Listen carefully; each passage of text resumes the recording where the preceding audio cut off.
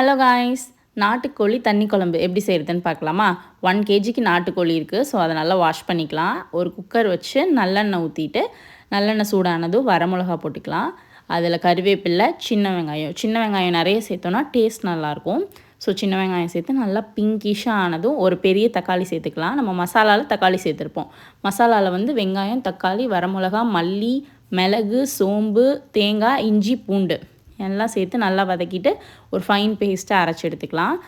அப்புறமா கழுவி வச்ச நாட்டுக்கோழியை சேர்த்துட்டு மஞ்சத்தூள் போட்டு நல்லா மிக்ஸ் பண்ணிக்கலாம். உப்பு கொஞ்சம் ஆட் பண்ணிக்கலாம். நான் கல்லுப்பு ஆட் பண்ணுறேன். கல்லுப்பு ஆட் பண்ணிவிட்டு அரைச்சி வச்சுருந்த மசாலாவை சேர்த்து நல்லா மிக்ஸ் பண்ணிடலாம்.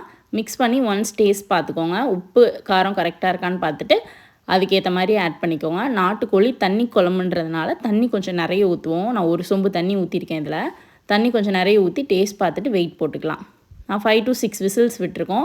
5 to 6 விசில்ஸ் விட்டால் நல்லெண்ணெய் மிதக்க நாட்டுக்கோழி தண்ணி குழம்பு ரெடி ஆயிரும். அப்புறம் என்னங்க, சூப்பு, சிக்கன் எல்லாத்தையும் எடுத்து வச்சுட்டு ஒரு பிடிச்சிடலாம். எல்லோரும் வாங்க சாப்பிட்லாம். பாய்.